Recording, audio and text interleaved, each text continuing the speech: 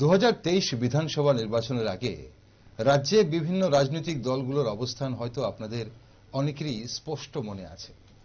BJP বিরোধী vote যাতে ভাগ না হয় তার জন্য বামফ্রন্ট এবং কংগ্রেসের পক্ষ থেকে সমস্ত বিরোধী শক্তিকে একজোট হয়ে বিজেপির বিরুদ্ধে নির্বাচনে লড়াই করার আহ্বান করা হয়েছিল। বিভিন্ন দলের নেতৃত্বরা দাবি করছিলেন তিপ্রামথা তাদের সাথে জোট বেঁধে লড়াই করবে, কিন্তু সব জল্পনা কল্পনার অবসান ঘটিয়ে শেষ অবধি তিপ্রামথা মোট 42টি আসনে প্রার্থী দিল। নিউজ ভ্যানগার্ড তখন বলেছিল যে 23-এ নির্বাচনে তিপ্রামথাই হতে চলেছে কিং মেকার। নির্বাচনে মোট 13টি আসন দখল করে প্রধান বিরোধী দল হিসেবে উঠে আসে তিপ্রামথা। ফলাফল ঘোষণার পর বিরোধী দলগুলো অভিযোগ করে তিপ্রামথা সেই ভোট ভাগাভাগির জেরেই বিজেপি পুনরায় ক্ষমতায় ফিরে আসে। প্রায় 10 মাস পেরিয়ে গেছে, সামনে লোকসভা নির্বাচন। বিধানসভা থেকে লোকসভা নিজেদের জনপ্রিয়তা কতটা ধরে রাখতে পেরেছে তিপ্রামথা? বর্তমানে তাদের অবস্থান কি? লোকসভা নির্বাচনে কি একা লড়বে মথা? চলুন সম্ভাব্য নানান দিকগুলো আজ পর্যালোচনা করে দেখা যাক। নমস্কার, আমি দীপেন আর আপনারা দেখছেন নিউজ ভ্যানগার্ড। সময় এখন একটি বিশেষ টক শো, আর আজ আমার সাথে রয়েছেন রাজ্যের দুজন বিশিষ্ট রাজনৈতিক বিশ্লেষক, রয়েছেন বিশিষ্ট সমাজকর্মী মৃন্ময় চক্রবর্তী এবং রয়েছেন রাজ্যের বরিষ্ঠ আইনজীবী সন্দীপ দত্ত চৌধুরী। দুজনকেই স্বাগত। মৃন্ময়বাবু, প্রথমে আপনার কাছে আসি। আমরা যখন আজ তিপ্রামথাকে নিয়ে কথা বলছি, লোকসভা নির্বাচন আসন্ন, 2024-এ লোকসভা নির্বাচনের এই প্রাক মুহূর্তে উপজাতি অংশের জনগণের মধ্যে তিপ্রামথা কতটা জনপ্রিয়তা ধরে রাখতে পেরেছে বলে আপনি মনে করেন? আমার যেটা মনে হয়, মানে ধরুন 2023-এর যে বিধানসভা নির্বাচন হলো ফেব্রুয়ারি মাসে 16 তারিখে, সেই বিধানসভা নির্বাচনের আগ থেকেই তিপ্রামথার একটা রাজনৈতিক যে পারদ, রাজনৈতিক পারদটা উচ্চ মাত্রায় ছিল। এটা উপজাতি অধ্যুষিত এলাকার মধ্যে বা অউপজাতিদের মধ্যেও তাদের সম্পর্কে একটা মোহ তৈরি হয়েছিল। আচ্ছা, পলিটিক্যাল একটা মোহ, রাজনৈতিক একটা মোহ তাদের প্রশ্নে তৈরি হয়েছিল। তারা যে দাবিটা ওই সময়ে করার চেষ্টা করেছিল, প্রথমত তারা মাঠে নেমেছিল গ্রেটার তিপ্রাল্যান্ড হিসেবে। আস্তে আস্তে সেটা চলে এলো সংবিধানের চৌহদ্দির মধ্যে থেকেই একটা কনস্টিটিউশনাল সলিউশন তারা চান। সেটা তারা পার্টিকুলার বলেছেন সংবিধানের 1 এবং 2 নং ধারা অনুসারে। তো সেই জায়গা থেকে তারা গ্রেটার তিপ্রাল্যান্ড থেকে সংবিধানের মধ্যে থেকে তাদের একটা সমাধান তারা চান। আর বিধানসভার আগে তারা বলেছিলেন আমাদের যে দাবিটা, সেই দাবি যে রাজনৈতিক দলই সমর্থন করবে লিখিত আকারে আমাদের দিতে হবে, যাতে আমরা আইপিএফটির মতো অবস্থায় যাতে পর্যবসিত না হই। তো সেদিক থেকে দেখা গেল যে ইলেকশনের আগে কোনো রাজনৈতিক দল ক্ষমতাসীন, মানে সেন্ট্রাল গভর্নমেন্টে যারা আছেন তারা, বা অপোজিশন এখানে যারা এই ত্রিপুরা রাজ্যে যারা আছেন, বামপন্থী হোক কংগ্রেস হোক যারাই আছেন, কেউ তাদের সাথে লিখিত চুক্তি দিতে রাজি হয়নি। স্বাভাবিক কারণে তাদের সাথে মানে অপোজিশন যারা, তাদের হাজারো চেষ্টা সত্ত্বেও আমি ঠিক জানি না তাদের সাথে তারা মানে ফিজিক্যালি কোন রকম বৈঠক করে, 2 দলের মধ্যে বা 3 দলের মধ্যে বৈঠক করে তাদের মধ্যে কোন ধরনের আলাপ আলোচনা হয়েছিল কিনা এটা ঠিক আমি জানি না। জোট সম্পর্কে সিট শেয়ারিং, জোট মানে সিট শেয়ারিং এর পক্ষে সেটা হয়েছিল কিনা জানি না। যতটুকু দূরভাষে বা মেসেজের মাধ্যমে তাদের যতটুকু আলাপ আলোচনা, তাতে দেখা গেল যে সেটা শেষ পর্যন্ত বাস্তবায়িত হয়নি। এবার দেখা গেল ইলেকশনের যখন তারা ক্যান্ডিডেট ডিক্লেয়ার করলেন, 1-2 ক্যান্ডিডেটের পক্ষে, কোথাও আপনার সাবরুমের ক্যান্ডিডেটের পক্ষে, কোথাও তারা রামনগরের ক্যান্ডিডেটের পক্ষে তারা মানে সমর্থন তারা জ্ঞাপন করলেন। সেদিক থেকে দেখা যায় যে কিছু একটা, সেটা কি দলের পক্ষ থেকে সেভাবে সমর্থন না, দলের পক্ষ থেকে না, মানে দলের যিনি ওই সময় যিনি সুপ্রিমো ছিলেন ওনার মাধ্যমে এটা করা হয়েছে। ওনার উপস্থিতি ছিল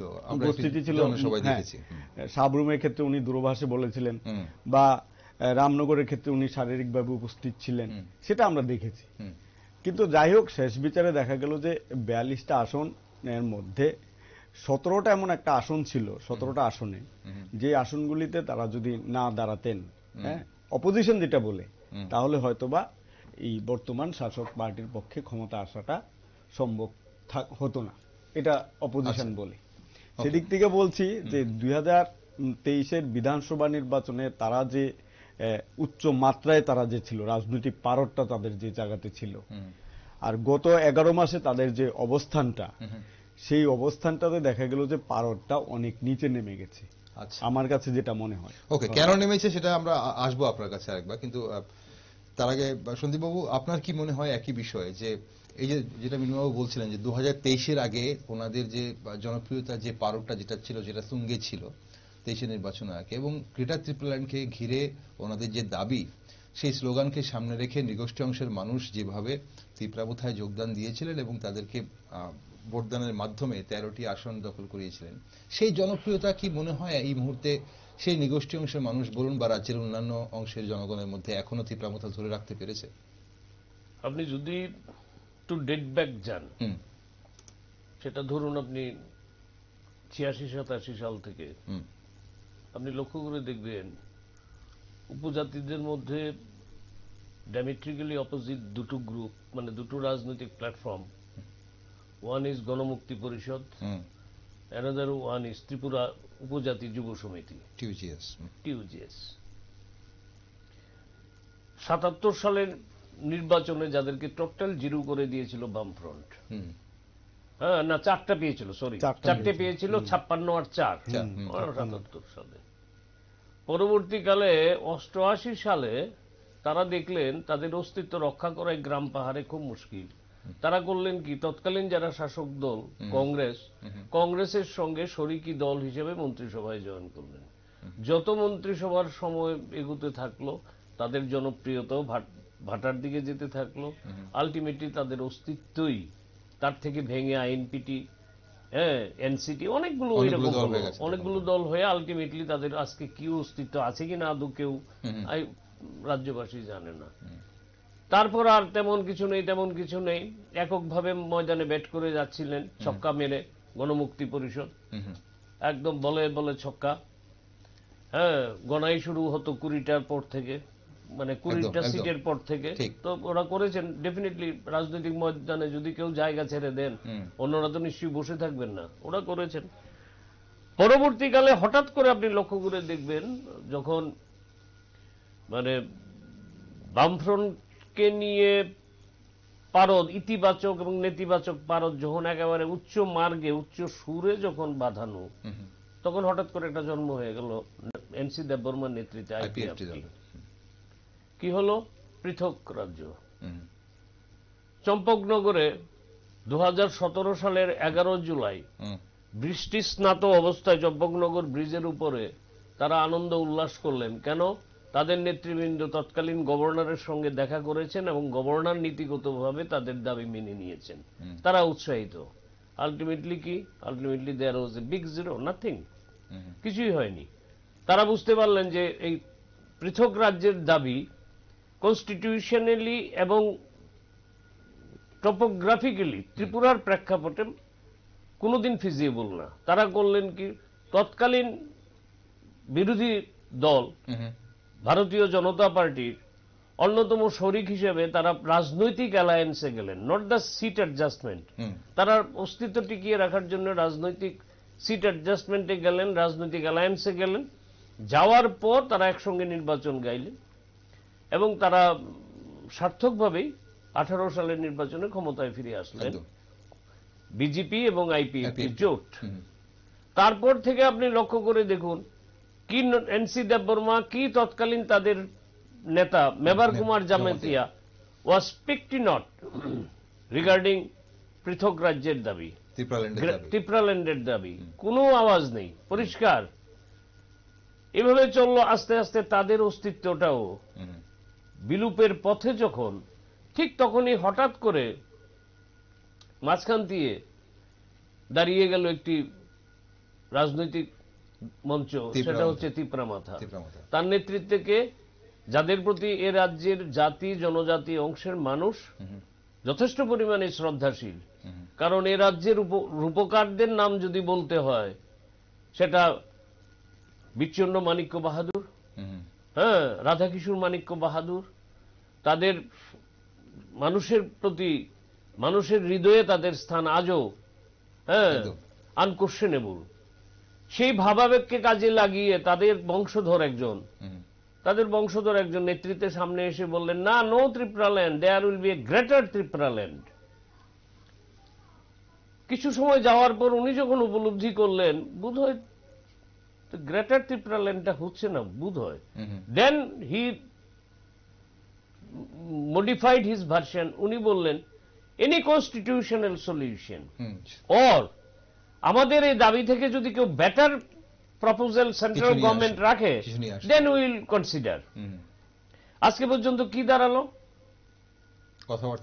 কথাবার্তাই হচ্ছে। এই করতে করতে আপনারা মিডিয়া যারা, জানি না আপনারা নিশ্চয়ই ইনফরমেশনের ভিত্তিতেই করেছেন, আপনারা বাজারে একটি খবর ভাসিয়ে দিলেন, মন্ত্রিসভায় যোগদান করছে তিপ্রা মাথা। বাস, খেলা জমে গেল। এবার তিপ্রা মাথার মধ্যে হয়ে গেল 3টে গ্রুপ। তাদের মধ্যে কে উপমুখ্যমন্ত্রী হবেন, কে মন্ত্রিসভায় যাবেন। পত্রিকায় দেখছি আপনারা মিডিয়া ভাসিয়ে দিলেন, রাম শামকে মানছে না, শাম রহিমকে মানছে না, আবার রাম রহিম মিলে শামকে মানছে না। তাহলে পার্টিসিপেশন কোথায় হবে? আর এদিকে একটি দুটি পা করে গুটি গুটি পায়ে পাহাড়ে প্রভাব বিস্তার করছে শাসক বিজেপি দল। আবার আপনারা আরেকটা ভাসিয়ে দিলেন কি, যে না, লোকসভাতে সাধারণ সিটে বিজেপি, আর ওই সিটটা তাদের একজন নেতাকে, যিনি রাজপরিবারের ধ্বজা একমাত্র উনি নিয়ে বহন করেন বলে দাবি করেন, যেটা উনার আগের বংশধররা কোনোদিনই করেননি, যে রাজ্যটাকে জাতির ভিত্তিতে ডিভিশন করে দাও, যে পূর্ব সিট উনি দাঁড়াবেন। আপনারা ভাসিয়ে দিলেন সুন্দর করে, পাবলিক খেয়ে গেল। এই করতে করতে কি হচ্ছে, দলটার অস্তিত্বই আজকে অনেকটা কোশ্চেনেবল। এভাবে যদি চলতে থাকে তাহলে আলটিমেটলি কি, আমি আপনাকে প্রায় 40 বছরের উপরে একটা হিসাব দেখালাম, প্রেক্ষাপট দেখালাম, অন দ্য গ্রাউন্ড রিয়েলিটি, যা বাস্তব, সেটা 86-87 সাল থেকে শুরু করে, আর অলমোস্ট 77 সাল থেকে শুরু করে, যেখানে সর্বভারতীয় কংগ্রেসের এত বড় শক্তিকে পরাস্ত করে দেশের মানুষ জিরো করে দিল। এই অবস্থাতেও বিপরীতমুখী স্রোতের বিরুদ্ধে দাঁড়িয়ে টিউজিএস কিন্তু বামফ্রন্ট যখন 56, টিউজিএস 4, এই ভাবমূর্তি তারা ধরে রাখতে পারলেন না। ভাবমূর্তি ধরে রাখতে পারলেন না আইপিএফটি। আজকে ভাবমূর্তি ধরে রাখতে পারবেন কিনা এটা একটা বড় প্রশ্ন চিহ্নের সামনে, সেটা হচ্ছে তিপ্রা মাথা। তার মানে তাদের জনপ্রিয়তা আমার দৃষ্টিতে বোধহয় ধারাবাহিকভাবে যেটা কমে, আপনি লক্ষ্য করে দেখবেন ধারাবাহিকভাবে কমছে। ধারাবাহিকভাবে যেটা কমে, সেই গড্ডার লিগা প্রভাবতে তিপ্রা মাথার নেতৃবৃন্দ বোধহয় গা ভাসিয়ে দিচ্ছেন। এটাই আমার। তাহলে এখানেই আসলে দেখার বিষয়, যেটা মিনুবাবু বললেন এবং আপনিও বললেন, যে সেই আপনি তো একদম 77 থেকে বললেন, টিউজিএস থেকে বললেন, তারপর আইপিএফটি বলুন, তিপ্রা মাথা বলুন। তাহলে কি এই যে আঞ্চলিক দলগুলো ত্রিপুরাতে হঠাৎ করে আঞ্চলিক দলের উদ্ভব হয় এবং সেগুলো একটা দাবিকে সামনে রেখে হয়, এবং সেই দাবিকে সামনে রেখে নিগোষ্ঠী অংশের মানুষ গা ভাসিয়ে দেন, যেদিকে সেই দলটা যায় সেদিকে তোমরা। এখন মানুষের বেসিক ডিমান্ড হচ্ছে ডেভেলপমেন্ট। মানুষ এগুলি বুঝে, রাজনীতিবিদদের এই সমস্ত লালিপপ। আচ্ছা, মানুষ খুব পরিষ্কার বুঝে যে আঞ্চলিক দল অনেকখানি সাকসেসফুল। আপনি লক্ষ্য করে দেখুন, দক্ষিণের একেবারে প্রান্তিক রাজ্য তামিলনাড়ু, একদম ডিএমকে, এআইডিএমকে, তারা আঞ্চলিক দল। তাদের মানে মুকুটহীন সম্রাট, রামচন্দ্রন, এমজি রামচন্দ্রন, জয়ললিতা, করুণানিধি, স্ট্যালিন, তারা দুটো দল, তারা দুটোই আঞ্চলিক দল, এআইডিএমকে এবং ডিএমকে। তো ওরা কিভাবে সার্ভাইভ করছে? আপনি ইয়েতে আসুন, কি বলে, অন্ধ্রেতে আপনি যদি দেখেন ওয়াইএসআর রেড্ডি কংগ্রেস, আর ওই সাইডে টিডিপি না, কি না, অন্ধ্রতে হচ্ছে তেলেঙ্গানাতে সেম। তো এই যদি পরিস্থিতি হয়, ওখানে যদি সাকসিড করে পশ্চিমবঙ্গের তৃণমূল, অবশ্য ওটা টিকবে কিনা আমার যথেষ্ট সন্দেহ আগামী দিনে। কারণ তাদের রোল করছে, এটা আপনি বলতে পারেন, রোল করছে, কিন্তু ওরা টিকবে কিনা আলটিমেটলি, ওরা রোল করছে। কারণ পলিসি থাকতে হবে আপনার, what is your financial policy, fiscal policy, what is your international policy, what is your foreign policy? আপনি ডেভেলপমেন্ট কোথায়? ডেভেলপমেন্ট মানে কি চুরি চামারি? আপনার এক মন্ত্রী জেলে গেল, আপনি বললেন চোর না, এটা কি একমাত্র ডেভেলপমেন্টের মাপকাঠি হতে পারেন? That cannot be. Public development চায়, পাবলিক করাপশনের ডাইভার্সিফিকেশন এখন আর এগুলি পছন্দ করে না। তো আপনি যে প্রশ্নটা করলেন যে আঞ্চলিক দলের কি, অন্যখানে তো এরকম হচ্ছে না, ত্রিপুরাতে কেন হচ্ছে? কারণ আপনি লক্ষ্য করে দেখবেন তারা ত্রিপুরার ক্ষেত্রে আঞ্চলিক দলগুলো, মমতা ব্যানার্জির দল ক্ষমতায় আসতে পারতো না 2011 সালে যদি কংগ্রেস থেকে না সরে। কংগ্রেসের লেজুর হলে কিচ্ছু করতে পারতো না। আচ্ছা, আমার দৃষ্টিতে তেলুগু দেশম পার্টি যদি কংগ্রেসের লেজুর থেকে না বেরিয়ে আসতো, তেলুগু দেশম পার্টি এনটি রামারাও কিংবা চন্দ্রবাবু নাইডু, তোরা দাঁড়াতে পারতো না। সিমিলারলি সে কামরাজের সময় যে কংগ্রেস, নিজলিঙ্গাপ্পার সময় যে কংগ্রেস, একেবারে দক্ষিণের প্রান্তিক রাজ্যে, সেখানে কংগ্রেস থেকে তারা যখন ইন্ডিকেট 66 সালে ইন্ডিকেট নিয়ে শ্রীমতী গান্ধী ভার্সেস মোরারজি দেশাই, কামরাজ, নিজলিঙ্গাপ্পা, এদের সঙ্গে যখন ডিফারেন্স শুরু হলো, সেখানে কংগ্রেসের সঙ্গে তাদের আতাত যখন বারবার সরে গেল, সেটা আইদার পরবর্তীকালে জয়ললিতাই হোক কিংবা করুণানিধিই হোক, ভেঙে যখন গেল, তারা মূল স্রোতের থেকে বেরিয়ে এসে যখন প্রতিকূলতার মধ্যে তারা অল্টারনেটিভ পলিসি মানুষকে দেখাতে পেরেছে, যেখানে আপনি অল্টারনেটিভ আপনার চিন্তাধারা, আপনার অল্টারনেটিভ পরিকল্পনা, আপনার অল্টারনেটিভ কর্মসংস্থানের নীতি। আমাদের ছোট স্টেটগুলিতে তো ফরেন পলিসি নেই। আপনার কর্মসংস্থান সম্বন্ধে আপনার কি নীতি, আপনার শিল্প সম্পর্কে আপনার কি নীতি, এগুলো যতদিন না দেখাতে পারবে যে কোনো রাজনৈতিক দলের থেকে বেরিয়ে এসে কোনো আঞ্চলিক দল কিংবা সমুটো তৈরি হওয়া কোনো আঞ্চলিক দল, আমার মনে হয় না এই রাজ্যে দীর্ঘকালীন সময় ধারাবাহিকভাবে কোনো প্রভাব বিস্তার করতে পারে। ঠিক এখানে মিনময়বাবু আমি আসবো আপনার কাছে, সন্দীপবাবু আপনার কাছে আরেকবার। এই যে বলা হচ্ছে যে বিভিন্ন যে রাষ্ট্রীয় যে দলগুলো রয়েছে সেই দলের সাথে যখন যোগ সাজে যায় বা একদম যাওয়া হচ্ছে, তখন কিন্তু সেই জায়গাতে খুব একটা বেশি দিন টিকে থাকতে পারছে না। কিন্তু তীব্রামতার ক্ষেত্রে ওনারা তো এখনো এই মুহূর্তে আমরা যতটুকু দেখতে পাচ্ছি কারোর সঙ্গে ওনাদের কোনো আতাত নেই, কোনো সমঝোতা নেই, কোনোভাবে ওনারা কিছু করেননি, এককভাবে ওনারা কিন্তু এখনো টিকে আছেন। তারপরেও ওনাদের জনপ্রিয়তা কেন কমছে বলে আপনার মনে হয়?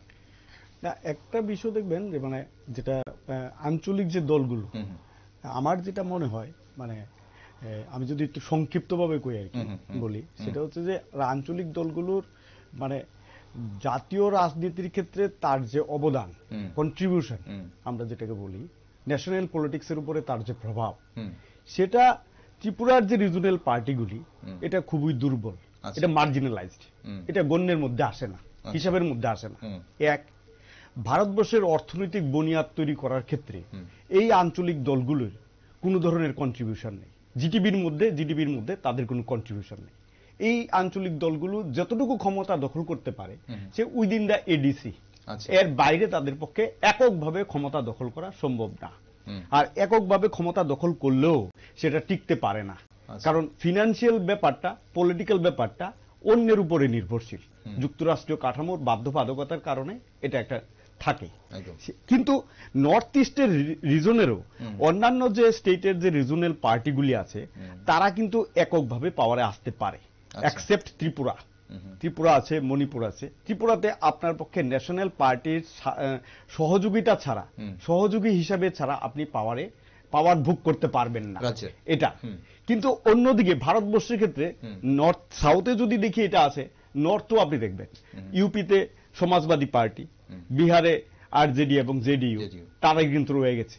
আপনি দেখুন বোরোল্যান্ডেও কিন্তু আলাদা পার্টি, তারা করতে পারে। সেদিক থেকে বলছি যে রিজনাল পার্টিগুলি যদি ন্যাশনাল পলিটিক্সে পলিটিক্যালি তাদের যদি কোনো কন্ট্রিবিউশন না দিতে পারে, ফিনান্সিয়ালি তারা যদি কোনো জায়গাতে যেতে না পারে, তাহলে ওই তাদের ক্ষেত্রে কিন্তু এটা মার্জিনালাইজ পলিটিক্যাল ফোর্স। এটা আমাদের কাছে মানে স্টেট পলিটিক্সে, ন্যাশনাল পলিটিক্সে কোনো গুরুত্বপূর্ণ না। সেদিক থেকে বলছি যে তারা এখনো পর্যন্ত যে টিকে আছে, এটা হচ্ছে সারফেস, আমরা সামনে দেখি যে তারা কেউর সাথে অ্যাডজাস্টমেন্টে নেই। কিন্তু আমরা যদি এটা মনে করি, মানে ভেবে দেখি যে আফটার ইলেকশনের সময় যখন বিভিন্ন বিরোধী দল যে তীব্রামথা সম্পর্কে যে এলিগেশনটা দিল, অভিযোগটা দিল যে তাদের কারণে পাওয়ারটা চেঞ্জ হলো না, আবার পাওয়ারটাতে মানে তারা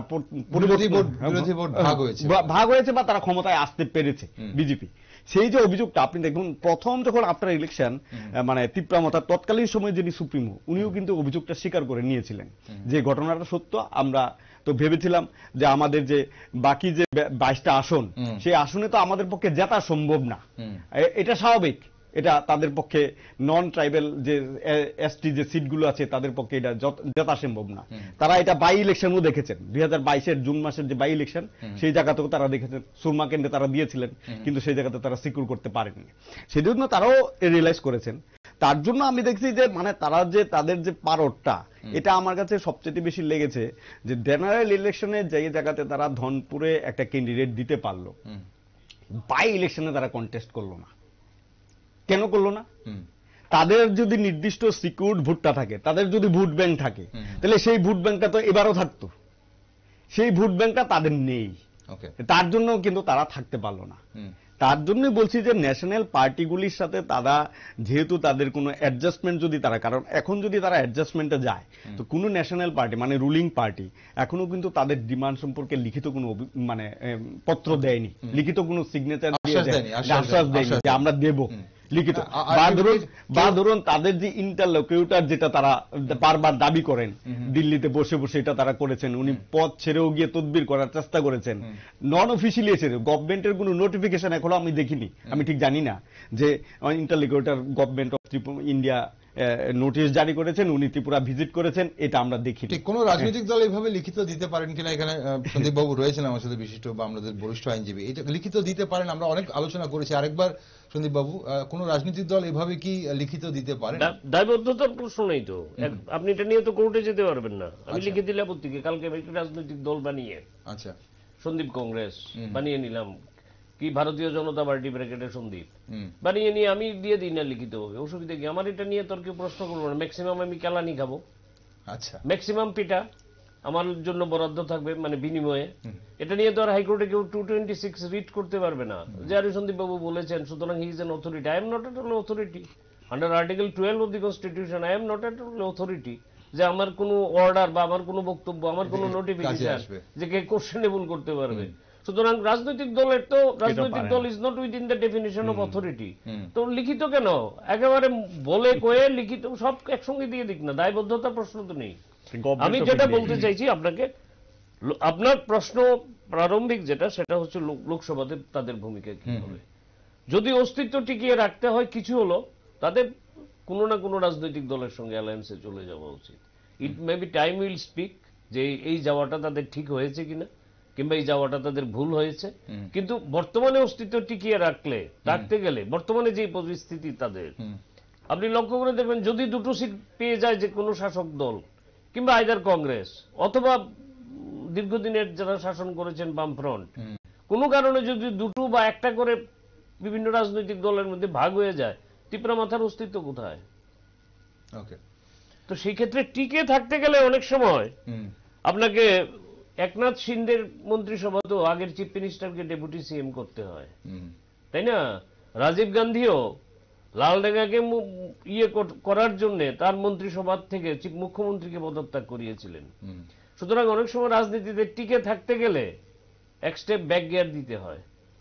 এটা রাজনীতির সিস্টেম। ত্রিপুরা মাথা সেই ব্যাক গিয়ার দেবে কিনা এই মুহূর্তে, এটা আমি একটা বিরাট বড় প্রশ্ন। এবং দর্শক বন্ধুরা, আপনারা কি মনে করেন এই যে বিষয়টাতে, যারা এই মুহূর্তে আমাদের সঙ্গে রয়েছেন, আপনারা কিন্তু আপনাদের মতামত জানাতে পারেন। আপনারা জানেন আসন্ন লোকসভা নির্বাচন, 2024-এর লোকসভা নির্বাচনের আগে ত্রিপুরামথার জনপ্রিয়তা কতটা ধরে রাখতে পেরেছে দল, সেটা একটা প্রশ্ন। আমাদের প্রশ্ন যেটাতে আমরা আলোচনা করছিলাম, সেই প্রশ্নে আপনি কি মনে করেন ধরে রাখতে পেরেছে কিনা, সেটা অবশ্যই আমাদের ইউটিউব পেজে, নিউজ ভ্যানগার্ডের পেজের আজকের অনুষ্ঠানের কমেন্ট বক্সে কিন্তু আপনারা জানাতে পারেন আমাদের, আপনি কি মনে করেন।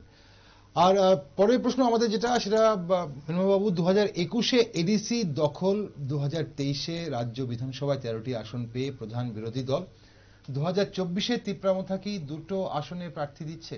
কোন ধরনের সমঝোতায় যাবার সম্ভাবনা দেখছেন কি? এনডিএ বা আইএনডিএ জোটে যাবার সম্ভাবনা, কি ধরনের অঙ্ক কষা হতে পারে বলে মনে হয়?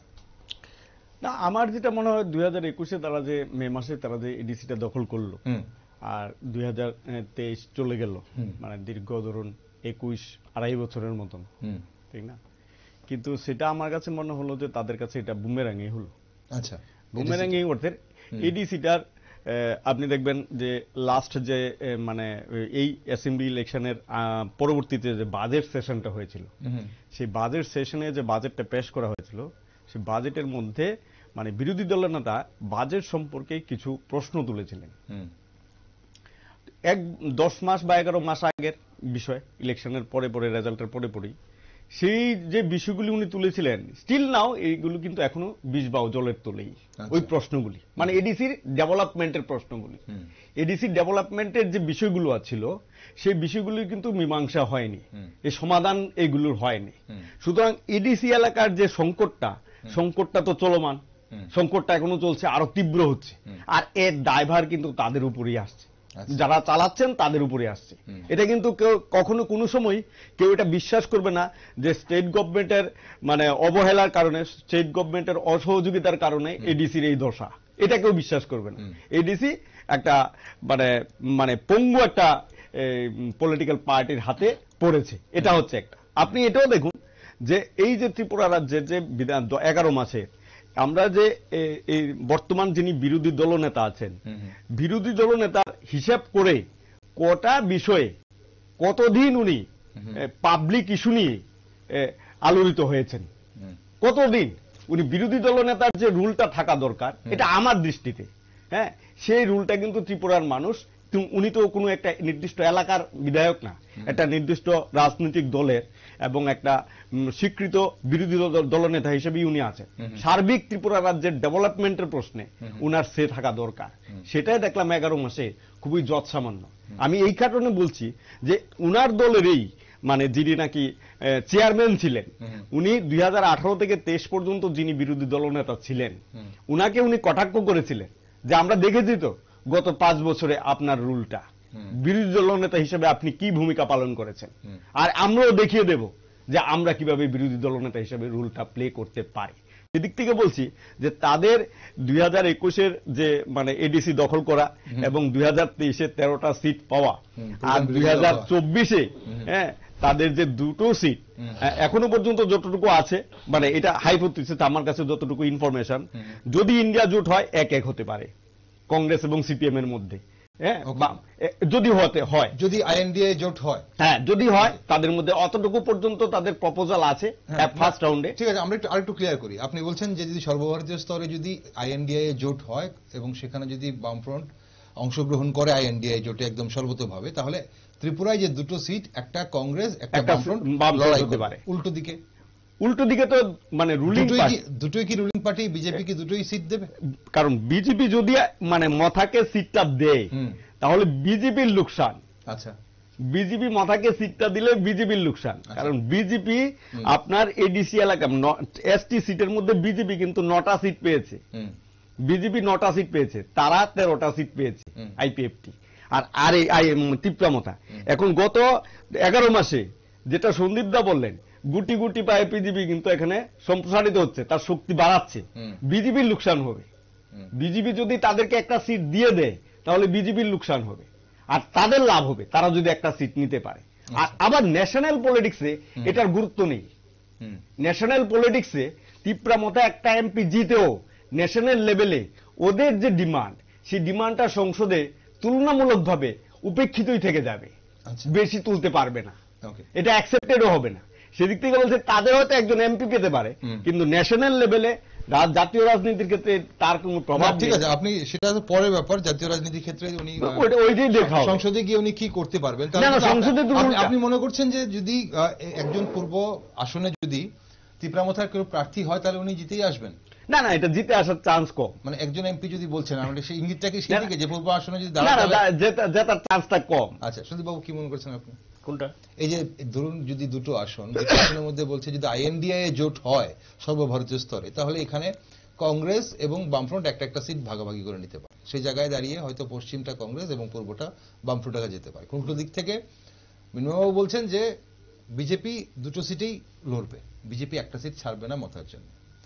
যদি ছাড়ে তাহলে কি ধরে নিতে হবে যে পূর্ব আসন ছাড়ছে এবং পূর্ব আসন মাথা জয়লাভ করে ফিরে আসে? ন্যাচারালি বিজেপির সমর্থনে যদি ওরা লড়ে, ওরা জিতবে, এটা বাস্তব কথা। আর যদি বিজেপি 2টোতে আসনেই লড়াই করে, যেমনটা আমরা বিধানসভায় দেখেছি, বিজেপি এক কদম এগিয়ে আছে লড়াইয়ে। এনডিএ যতই ফাইট করুক এককভাবে কিংবা বাম, দেখুন এটি আমাদের ত্রিপুরার ইতিহাসে এটা টেস্টেড হয়ে গেছে। মানুষ বেসিক্যালি বাম অথবা বাম বিরোধী। আচ্ছা, এ রাজ্যে ইট হ্যাজ বিন টেস্টেড। দীর্ঘদিন মানুষ বাম, কিন্তু যখন একটা গণজাগরণের ডাক দিয়েছেন, সেটা সুধীর মজুমদারই হোক, বিপ্লব দেবী হোক, মানুষ বাম বিরোধী হয়ে ভুট্টা ভাগ হয়ে গেছে, আইদার বাম অর বাম বিরোধী। আচ্ছা, মাঝখানে যদি বাম আর কংগ্রেসের শীর্ষ নেতৃবৃন্দরা মেলার মাঠ আর পোস্ট অফিস চৌমুহনীতে বসে তারা মনে করেন যে পাবলিকের নার্ভ আমরা বুঝে ফেলেছি, এটা তো গত নির্বাচনে তারা দুনো দল বলেছিলেন, পাবলিকের নার্ভ আমরা বুঝে ফেলেছি, আশাটা শুধু সময়ের অপেক্ষা, আমাদের দায়িত্ব নিতে হবে, এখন হইচই করলে চলবে না, এই সেই কথা। কিন্তু আমাদের মতো যারা রাস্তা দিয়ে হাঁটি, আমরা খুব ভালো করেই বুঝতাম রেজাল্টটা কি হবে। আমরা এই স্টুডিওতে বসে, আপনার স্টুডিওতে বসে, ইলেকশন পিরিয়ডের আগে, ইলেকশন হয়ে যাওয়ার পর, কাউন্টিং এর পর্যন্ত অলমোস্ট সিট ধরে বলে দিয়েছিলাম কোন সিট কে নিচ্ছে, কিভাবে নিতে পারে, কতটা পেতে পারে। এই আপনার মনে আছে বোধহয় যেদিন কাউন্টিং হয়েছিল আমরা কবে কি বলেছিলাম, আমরা সঙ্গে সঙ্গে তার ফিডব্যাকটা এই স্টুডিও থেকে দেখিয়েছিলাম যে আগে আমরা কি বলেছিলাম। তো আমাদের মতো পথ চলতি মানুষ যারা পথে ঘাটে হেঁটে বেড়ায়, যারা রিস্কা পোলারের সঙ্গে কথা বলি, যারা পথ চলতি মানুষের, শ্রমজীবী মানুষের সঙ্গে বটতলা গুলচক করে দাঁড়িয়ে শিব মন্দিরের সামনে শিব মন্দিরকে প্রণাম করতে করতে, সেখানে যারা শ্রমজীবী মানুষ দাঁড়িয়ে থাকেন, দুর্গা চৌমুহনীতে সুখ শান্তি মিষ্টান্ন ভান্ডারের সামনে যে সমস্ত শ্রমজীবী মানুষরা দাঁড়িয়ে থাকেন, তাদের সঙ্গে কথা বলে যে নার্ভটা, যে পালসটা আমরা বুঝি, বাতানুকল ঘরে বসে কিংবা এমএলএ আবার ঘরে বসে, হ্যাঁ, সরকারি সুযোগ সুবিধা, সরকারের বদান্যতায় গাড়ি, সরকারি বদান্যতায় কি ডুপ্লেক্স না কি, আমি তো আবার এগুলি উচ্চারণও করতে পারি না, এগুলি পাইও না খুঁজে, ডুপ্লেক্স বাড়ি ব্যবহার, ইভেন বাড়ির পেছনে নিরাপত্তার কারণে। আমি এখন আপনার স্টুডিওতে আসছিলাম, সময় দেখে এলাম যে লাইটগুলো জ্বলে কিনা।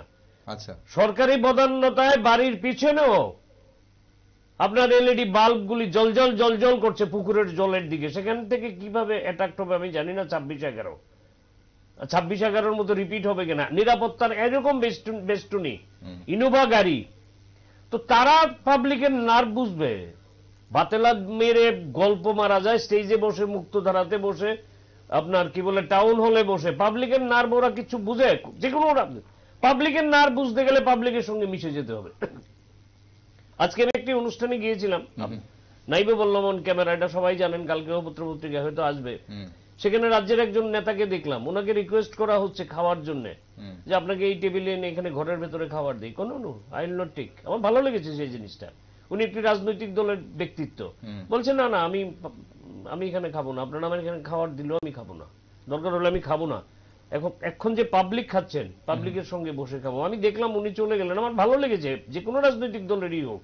উনি একটা টেবিলে 4টে চেয়ার, একটা টেবিলে 4টে চেয়ার, উনি নিজে থেকে একটা চেয়ার নিয়ে একটা টেবিলে বসে গেলেন, 5 জন হলো, তাদের সঙ্গে তাদের থাল থেকে উনি নিলেন, উনার থাল থেকে তাদেরকে দিলেন, টোটাল প্যান্ডেলটাতে লোক সব দাঁড়িয়ে গেল, বলছে স্যার আপনি আমটারে দেখবেন, স্যার আপনি আমটারে দেখবেন। দ্যাট শুড বি জননেতার একটা ব্যবহার, leader should be like that, leader should be like that.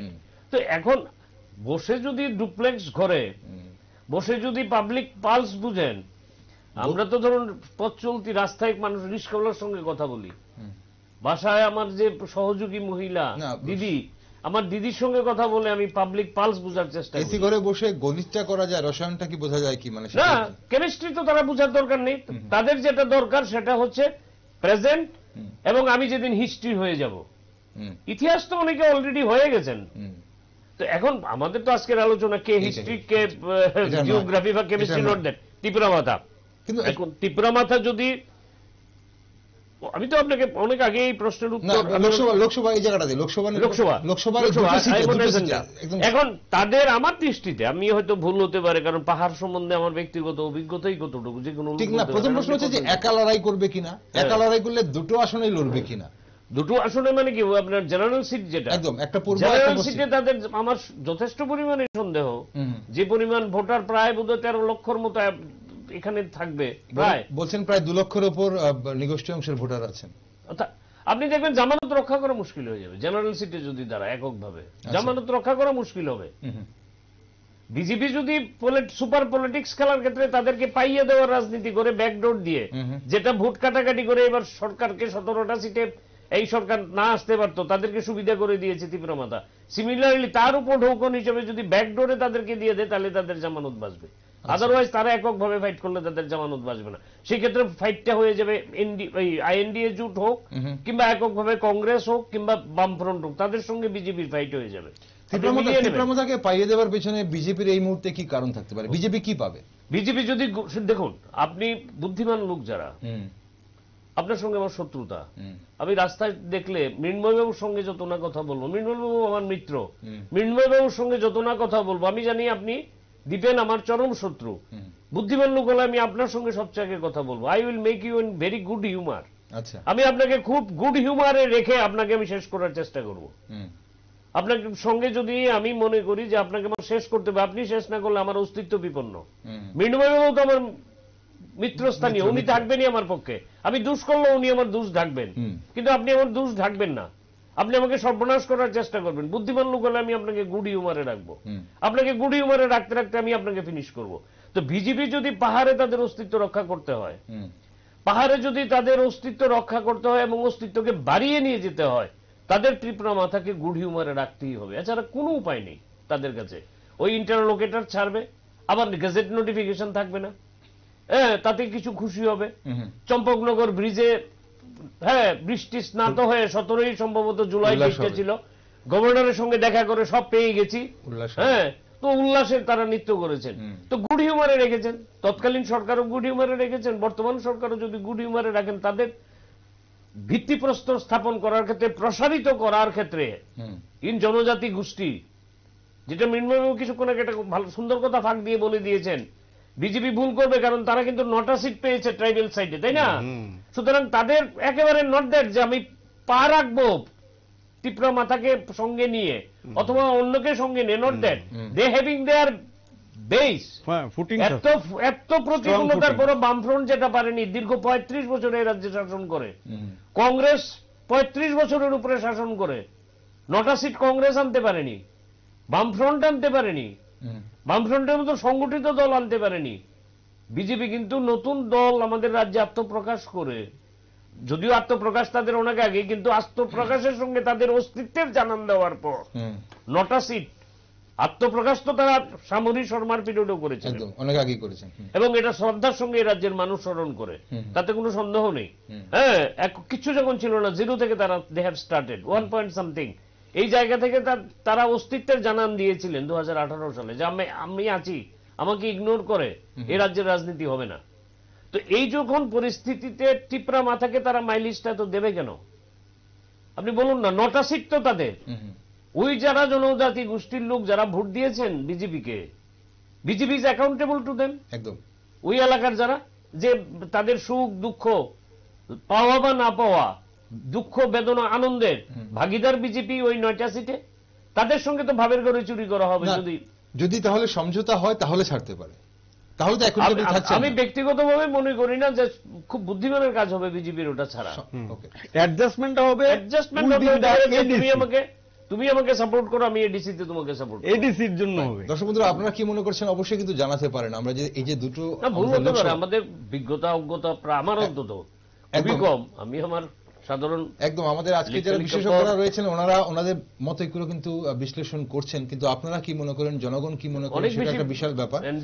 আপনারা কিন্তু অবশ্যই জানাতে পারেন আমাদের নিউজ ভ্যানগার্ডের ইউটিউব পেজে, আজকের অনুষ্ঠানের কমেন্ট বক্সে আপনারা জানাতে পারেন যে দুটো আসন রয়েছে লোকসভায় ত্রিপুরার, এবং এই দুটো আসনে কি লড়াই করছে ত্রিপুরা মাথা? লড়াই করা উচিত কি? বিজেপি কি দুটো আসনেই লড়বে? বামফ্রন্ট, কংগ্রেস ওনারাও কি দুটো আসনে একজন একটি করে লড়বে, নাকি দুটো আসনেই দুটো দলই লড়বে? কি মনে হয় আপনাদের? কি ভাবছেন আপনারা? কোনটা উচিত বলে মনে হয় বিভিন্ন রাজনৈতিক দলের? কারণ ভোটাররা কি মনে করছেন সেটাও জানা বিশেষ প্রয়োজন। তাই আপনারাও কিন্তু আমাদের কমেন্ট বক্সে আপনাদের মতামত জানাতে পারেন। একটা অনুষ্ঠানের শেষ পর্বে এসে গেছি। কিছুক্ষণ আগে মৃন্ময়বাবু আপনি যেটা বলছিলেন, কিছুটা টাচ করেছেন, যে আমরা যদি এই দিকটা একটু দেখি, বিগত 10 মাসে প্রধান বিরোধী দল হিসেবে ত্রিপুরা মাথার যে কর্মসূচি গোটা রাজ্য জুড়ে, সেখানে গোটা রাজ্যের সকল অংশের জনগণকে কতটা প্রভাবিত করতে পেরেছে বলে আপনার মনে হয়? শুধু নৃগোষ্ঠী অংশের, যেহেতু আপনি বলছিলেন যে শুধু একটা এলাকার বিধায়ক নয় বিরোধী দলনেতা, বা একটি গোষ্ঠীর নেতৃত্ব নয়, গোটা রাজ্যেরই প্রধান বিরোধী দল ওনারা, তো গোটা রাজ্যের মানুষকে বা জনগণকে কতটা প্রভাবিত করতে পেরেছে ত্রিপুরা মাথা? আমার কাছে তো মানে সেটা মনে হয় যে ত্রিপুরা রাজ্যের মানে আমরা যেটা বলি যে মানে যারাই আমরা ভোটার বা 40 লক্ষ এজ এ হোল, যেটা মানে আমরা যারা এখানে বসবাস করি উভয় সম্প্রদায় মানে বিভিন্ন ধর্মের লোকজন বাস করি, তাদের মধ্যে তাদের প্রভাবটা, আমি তো সেটাই বললাম যে বিধানসভা নির্বাচনের আগে যে প্রভাবটা ছিল সেই প্রভাবটা আপনার হ্রাস পেয়েছে। আজকে মানে জাস্ট একটা ন্যারো, একটা সংক্ষিপ্ত ভাবেই মানে ছোট আকারে যদি আমি দেখি আর কি, ছোট আকারে, কিন্তু পরিপ্রেক্ষিতটা আমার কাছে মনে হচ্ছে বড়। আচ্ছা, ত্রিপুরাতে ধরেন এগ্রিকালচারের ক্ষেত্রে সেচ ব্যবস্থা একটা ফ্যাক্টর, সেচ একটা ফ্যাক্টর ত্রিপুরা রাজ্যে, আমরা যে কৃষি কাজের ক্ষেত্রে একদম ফ্যাক্টর। এবার অ্যাসেম্বলির মধ্যে চলমান যে অ্যাসেম্বলির মধ্যে মানে বিরোধী দলনেতা উনার বিধানসভার মধ্যে দুটো নদী, দুটো ছড়াবাজ নদী যাই হোক, সবসময় এটা জল চলে দুটো জায়গাতে, তো সেই জায়গাতে সুইচ গেট দিয়ে যদি আপনার জল সেচের ব্যবস্থা করা হয়, উনি বলেছেন আমি অন্য জায়গার কথা বলতে পারছি না, আমি জাস্ট আমার যে বিধানসভার মধ্যে দুটো জায়গার কথা, দুটো হ্যাঁ, সেটা আমার কাছে একটু স্ট্রাইক করলো। আচ্ছা, যে জলসেচের ব্যবস্থাটা শুধুমাত্র একটা নির্দিষ্ট এলাকার মধ্যে রাজ্যের জন্য বলতে পারেন, তার মানে কোথাও ওনারা সার্ভে করার ক্ষেত্রে উনাকে যারা ইনপুটস দেন, মানে যারা তথ্য সরবরাহ করেন এই নোটস দেওয়ার জন্য, বক্তব্য রাখার জন্য, যে বা যারাই একটা টিম তো থাকে, সেই টিমের কোথাও একটা দুর্বলতা চোখে পড়ে যে আমি তো সারা ত্রিপুরার জলসেচের কথাটা বলবো, একদম যা সারা ত্রিপুরা রাজ্যে আমি যদি কম্পেয়ার করি যে আমি বিগত যে সরকার ছিল, মানে এই সরকারের আগে যে সরকার ছিল, তাদের ব্যর্থতা তো জলসেচের ক্ষেত্রে একটা থাকতে পারে, আমি সেই জায়গাটা তুলতে পারতাম, তুলে আমি বলতে পারতাম যে বিগত 5 বছরও সরকার এই জায়গায় যদি নজর দিত আরেকটু ডেভেলপ হতো। এখনকার সরকারও যদি এটা নেয় বা পরবর্তী যে বাজেট সেশন আসবে সেই বাজেট সেশনেও যদি জলসেচের বিষয়টাকে স্টেট লেভেলে দেখা যায়, তার জন্য বলছি যে আমি যদি আমার মতো লোক যদি এটা দেখি, তাহলে সাধারণভাবে কৃষকদের কাছে এটা কোথায় যাবে, কৃষকরা এটা কি দেখবে যে এই জায়গাতে একটা এলাকার কথাই বলবো, স্টেট লেভেলে বলতে হবে, প্রত্যেকটা প্রশ্নেই তো আপনাকে স্টেট লেভেলে দেখতে হবে, প্রত্যেকটা প্রশ্নে বিরোধী দলনেতাকে সমস্ত প্রশ্নে স্টেটের অ্যাঙ্গেল থেকেই দেখতে হবে, স্টেটের কোথাও প্রশ্ন, সেটা আপনি বলছেন দেখা হয়নি, আমার কাছে মনে হচ্ছে দেখা হয়নি, আমি সেটা বলছি না, দেখা হয়েছে, কিন্তু যে পরিমাণে দেখার কথা ছিল, আমরা যে আশাটা করেছিলাম সেই পরিমাণটা নেই, সেই মাত্রাটা নেই।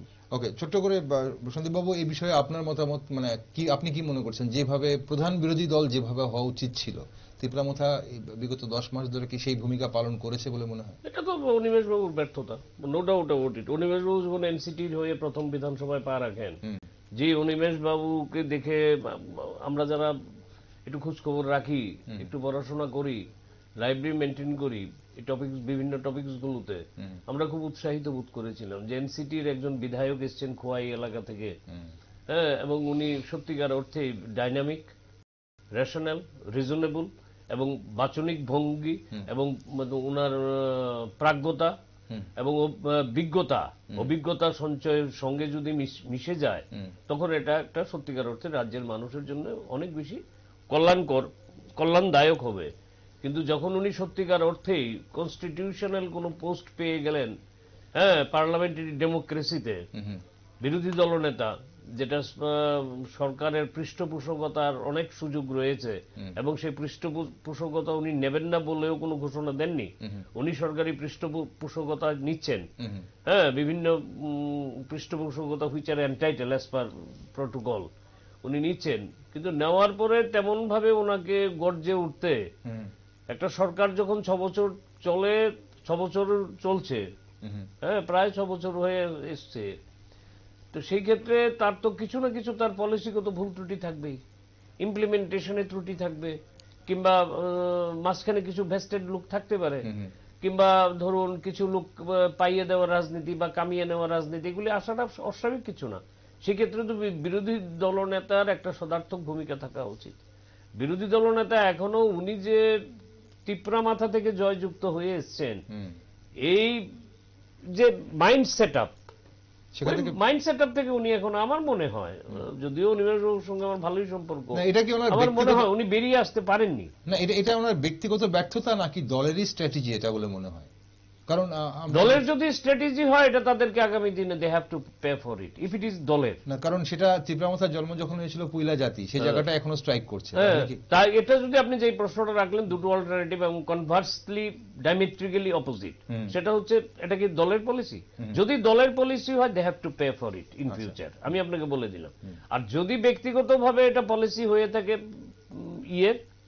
তাহলে হয়তো, কারণ আপনাদের মিডিয়ার দৌলতে আমি প্রারম্ভিক ইয়েতেই বলছিলাম যে বলছেন যে তিনটে গ্রুপ, অনেকে এ বি কে মানছেন না, বি সি কে মানছেন না, হ্যাঁ, কে উপমুখ্যমন্ত্রী হবেন, কে মন্ত্রিসভায় যাবেন না যাবেন।